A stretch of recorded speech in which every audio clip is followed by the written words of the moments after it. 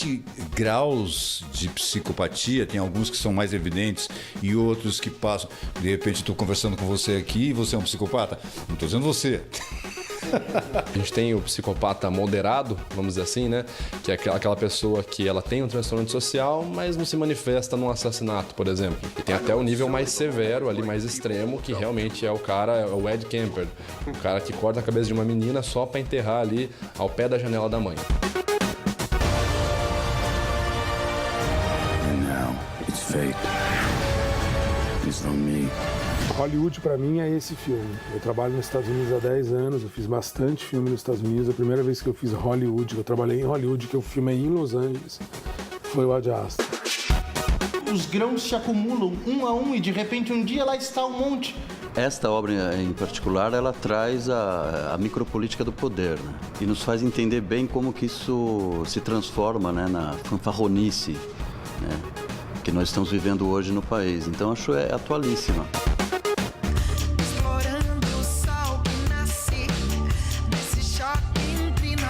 Acho que essa matriz ela vem para investigar esse passado, mas de olho no futuro. Não é uma coisa saudosista. Ela é uma coisa mais de constatação, de reflexão, de autoanálise.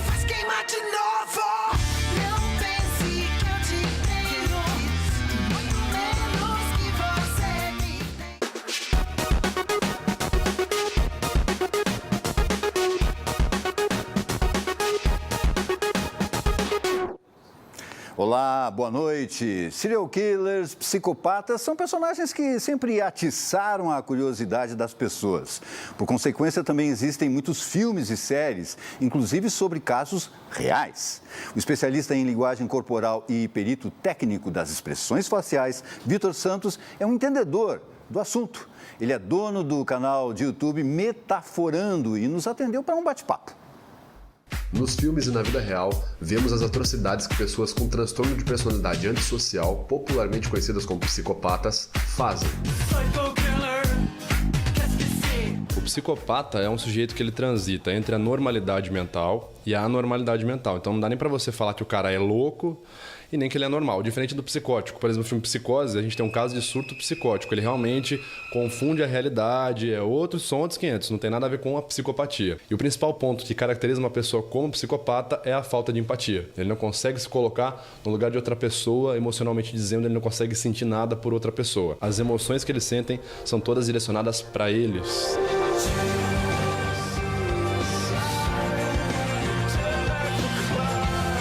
Fiquei sabendo que tem uma série que inspirou você. Isso, a série Light to Me, que fala especificamente sobre essa mecânica, né, de como utilizar a linguagem corporal de maneira científica para obter resultados mais assertivos. The truth is written on all our faces. Outra série que tem uma base legal também, uma base real e que está fazendo muito sucesso na Netflix é Mindhunter. You know, there's a lot more like me. Do you think so? Na primeira temporada tem um psicopata que ele chega a ser até meio que fascinante, assim, né? É o Ed Kemper que você está falando. Sim, o Ed Kemper ele é um dos psicopatas, né, assassinos em série mais famosos porque o QI dele é elevadíssimo. E tem ali o perfil psicopatológico, né? Foi torturado pela mãe quando era criança, né? A estética dele foi torturada, a mãe chamava ele de gordo, falava que ninguém ia se casar com ele porque ele era feio, era problemático, gordo. E ele matava as garotas, cerrava a cabeça delas, enterrava todas elas viradas de frente para a janela da mãe dele, no quintal. I know it's silly, but Mom always liked people to look up to her. Você acredito que deve ter assistido um filme que passou recentemente com Zac Efron, ele vivendo um assassino que realmente existiu, Ted Bundy. O Ted Bundy ele era um cara que ele chegava, ele criava um plano e executava perfeitamente porque ele não tinha o peso da pressão emocional. Did you do these things? Absolutely not. He didn't look like anybody's notion of somebody who would tear apart young girls. Uma plataforma de streaming tem um documentário com o próprio, que ele foi muito filmado, o Ted Bundy, o original. Durante o julgamento dele, era impressionante o número de mulheres que iam para lá para ver o Ted Bundy. He had very blue eyes. When he really got going, his eyes went absolutely black. Vitor, por que as pessoas gostam tanto de ver ou séries ou filmes que têm psicopata? Por que esse fascínio? A pessoa gosta muito de pessoas que fazem coisas extraordinárias de maneira trivial. Então acho que isso fascina, porque o ser humano, no geral, a gente é medíocre. A maioria das vezes a gente é muito comum. É uma pessoa normal como se tivesse superpoderes, né? Franklin, pick up the phone. Todo psicopata é um serial killer ou todo serial killer é um psicopata? Todo psicopata não necessariamente é um serial killer, não necessariamente é um assassino em série. Ele pode ser um político, ele pode ser um líder de uma empresa, pode ser um famoso. Porém, todo serial killer, presumivelmente, ele tem algum nível de transtorno antissocial. Então, podemos dizer que praticamente todos os serial killers são psicopatas. Todo psicopata é perigoso? Todo psicopata é potencialmente perigoso, sim, especificamente porque, segundo a própria psicologia atual, Ana Beatriz Silva, Guido Palomba, não existe tratamento, não tem cura para você não consegue curar a psicopatia, certo? Você consegue criar ali um sistema de vida, ali um sistema de convivência, mas é potencialmente uma pessoa que não faz a mínima questão, assim, um dia ela está cortando pão para você, outro dia está cortando sua jugular com a faca do pão. Eles estão no meio de nós. You're a little scared when you look at him? He just doesn't look like the type to kill somebody. Serial killer Theodore Bundy has escaped once again. One of the FBI's most wanted men. He was charming, good-looking, smart. You sure you have the right guy? E uma notícia importante para quem gosta de séries e cinema. A Amazon Prime Video anunciou um acordo de licenciamento de conteúdo com a Disney durante um ano para a América Latina. Isso significa, por exemplo, que o universo cinematográfico da Marvel, Star Wars, as animações e as séries de sucesso da Disney estarão disponíveis na plataforma de streaming da Amazon a partir de hoje até setembro de 2020. Aí provavelmente deve começar no país o serviço de streaming da empresa, o Disney Plus, que por enquanto tem previsão de estreia apenas nos Estados Unidos, Europa e Ásia para o primeiro trimestre do ano que vem. Agora a música, a cantora baiana Pitty lançou o novo álbum Matriz nas plataformas de streaming, em CD, vinil e até em fita cassete. Tudo faz parte de uma busca das origens.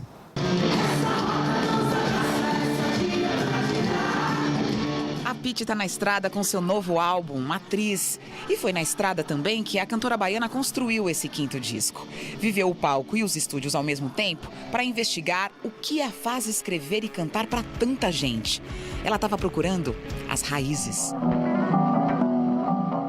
Eu sou baiana, né, como você sabe. Essa matriz, além de ter uma relação com a terra natal, com a terra-mãe, digamos assim, ela tem a ver também com as minhas origens estéticas, sonoras, com os meus pensamentos quando eu era adolescente. Pensar como foi que aquela menina, dentro daquele quarto em Salvador, pegou um violão e mal sabia tocar, mas a vontade de se expressar era tamanha que saiu coisa.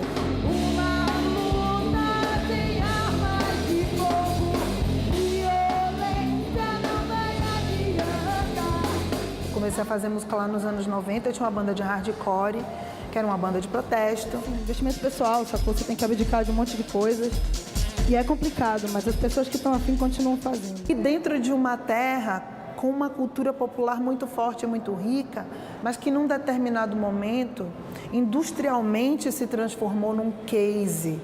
E todo mundo que era diferente daquilo sonoramente ou esteticamente falando, não era visto como pertencente. Passados esses anos todos, hoje é possível ter uma outra relação, até porque a Bahia mudou muito. O movimento de rua e bandas como Baiana System, Larissa Luz, A Tocha, Vandal, galera do rap, isso tudo fez com que hoje eu possa pertencer. É tudo sobre pertencer, né? Claro.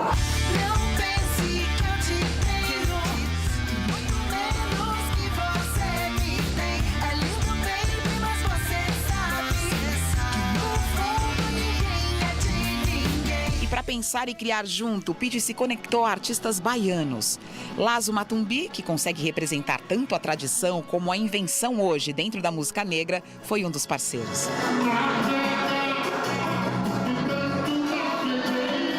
E aí as parcerias foram se estabelecendo também quando eu entendi que a Bahia estava me chamando. Não foi uma coisa que eu determinei.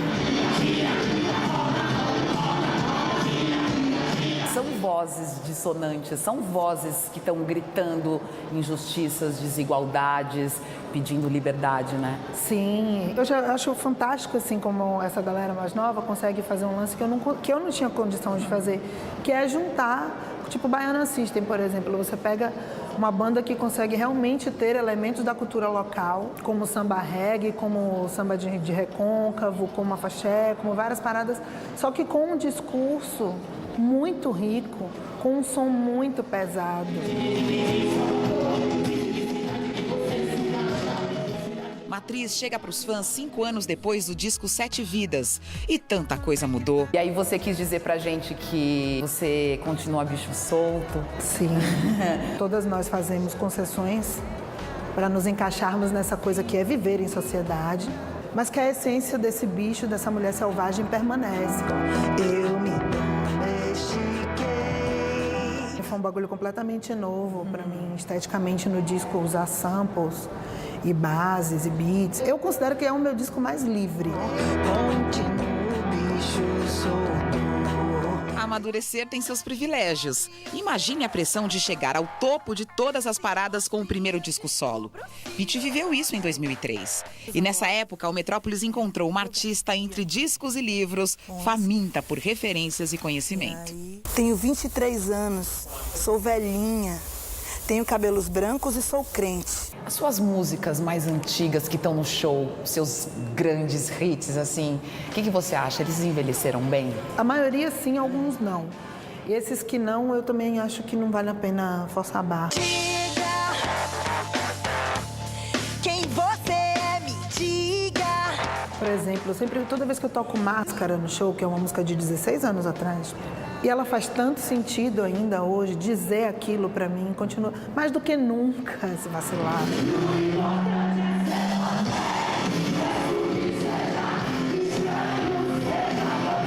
A gente já estava falando sobre isso, sobre diversidade, sobre respeito lá em 2003. Isso hoje se faz tão necessário. E essas experimentações e novidades sonoras e estéticas que estão no disco, elas são muito naturais. E eu só percebi isso quando eu parei eu deixei rolar. Aí eu fui olhar e falei, não, é coerente, tá tudo certo.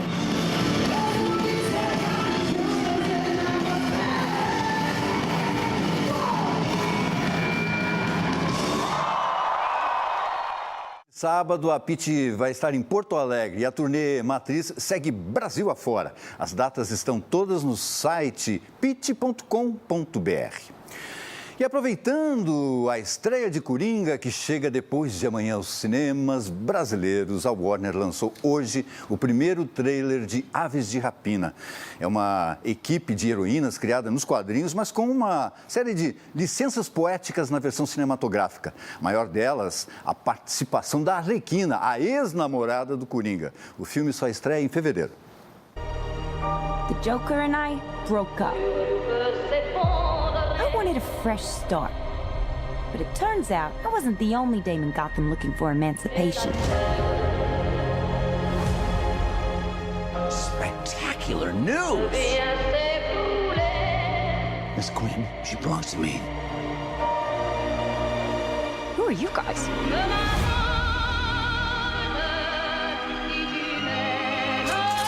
Here's the deal, Quinn. You need me!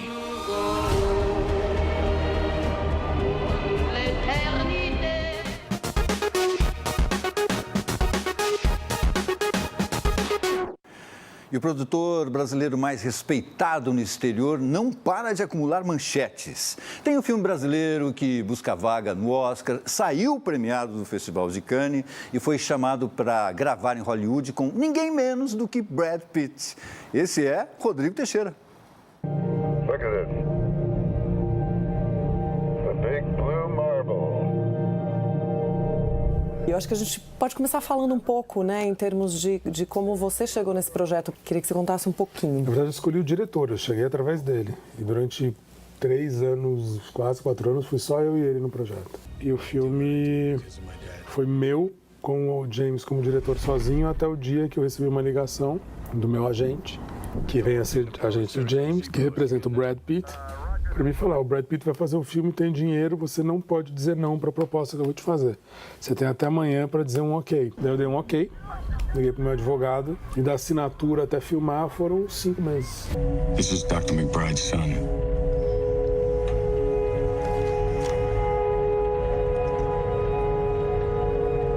Dad, I'd like to see you again. Em Ad Astra, Rumo às Estrelas, Brad Pitt é Roy McBride, um astronauta experiente que embarca numa jornada pelo espaço para desvendar o mistério que envolve o desaparecimento do pai dele, que também era astronauta e não voltou para a Terra depois de uma missão. We believe your father may be involved. My father's dead. What exactly are you requiring from me? A gente ia desenhar as naves por dentro, vinha um cara da NASA explicar como seriam. A gente precisava entender o que seria um futuro próximo. Vinha um futurólogo conversar com a gente, que existe essa pessoa, para explicar como ele imaginava um futuro em 50 anos. Então, tudo tinha base científica, base real, para que a gente pudesse fazer o trabalho mais próximo da realidade possível, que era uma visão do James. Na nossa equipe, a gente tinha 11 vencedores de Oscar. Então, assim, que são trabalhadores. O cara não tem o ego inflado porque ele ganhou. Um cara que vem, faz executa o trabalho dele e volta para casa para dormir. Você tinha lentes de cinema que nunca foram usadas. O cara inventava apetrechos para filmar o filme. Então, assim, com uma qualidade, uma gentileza que eu encontrei no Brasil, por exemplo. Existia uma troca de cinefilia e de entendimento de grandes produções que eu pude aprender. Eu fui filmar o Lighthouse no ano passado e eu estava com um problema numa coisa da direção de arte do filme. Eu liguei para um dos meus chefes de direção de arte, em 5 minutos. Ele estava num outro set, filmando um outro filme. Em 5 minutos ele resolveu o problema para mim. Então, essas relações e esse nível de profissionalismo é o que faz um filme desse porte acontecer. E é o profissionalismo que faz Rodrigo Teixeira também ser respeitado no exterior. Só este ano, no Festival de Cannes, o produtor tinha 3 filmes na competição paralela. Port Authority, segundo a parceria de Teixeira com Martin Scorsese, The Lighthouse, que foi o vencedor do Prêmio da Crítica, e A Vida Invisível de Eurídice Guzmão, que conquistou a mostra Um Certo Olhar. O filme é o representante brasileiro no Oscar de Língua Estrangeira. Quando eu toco, eu desapareço. Ou desaparece. Desaparece! Não esquece essa tua irmã. Vai cuidar do teu filho, que precisa muito mais de ti. Tô pensando que inteiro a mulher que morreu. Você não morreu de si. O cinema brasileiro está bem representado lá fora, mas aqui está sofrendo cortes, está sofrendo censura. Eu vejo com uma tristeza profunda, porque houve uma tentativa de diálogo, do qual inclusive fui um dos participantes. Percebo que essa tentativa de diálogo ela está longe de ser uma realidade, mas é uma possibilidade. A gente vai passar por um processo de retrocesso e eu não sei se a gente vai ter uma representatividade tão profunda e forte como a gente teve esse ano nos festivais internacionais no ano que vem. Eu acho que Berlim ainda pega uma rebarba de 2019 porque é fevereiro, mas eu acho que Cannes e Veneza, não acho que a gente vai ter essa mesma força que a gente teve esse ano. A próxima produção de Rodrigo Teixeira, que estreia por aqui, é Wasp Network. O filme vai abrir a Mostra Internacional de Cinema de São Paulo no próximo dia 17 de outubro. A história dos cubanos que se infiltraram em organizações contra Fidel Castro em Miami tem no elenco Penélope Cruz, Gael Garcia Bernal e Wagner Moura. Companheira Salanueva, seu marido está na Florida. Ele é traicionado. Você está bem próximo aí do Wagner Moura, né, em Wasp Network, que é o filme que abre a mostra de cinema, e que está com o filme aí sofrendo isso, né, que é o Marighella. Sim. Né? Não sei se... Não, é uma pena isso acontecer, assim. O Marighella eu tive a oportunidade de ver o Marighella 2 vezes e eu acho uma pena o público não ter essa oportunidade. Eu acho que você, em 2019... por questões políticas, conservadorismo, você proibir um filme de ser visto é muito antiquado, é muito fora de contexto e é uma tristeza a gente ver que o Brasil chegou nesse lugar de novo, sabe? Então, eu acho que é o que eu falei, eu aceito dialogar, com censura eu não dialogo não.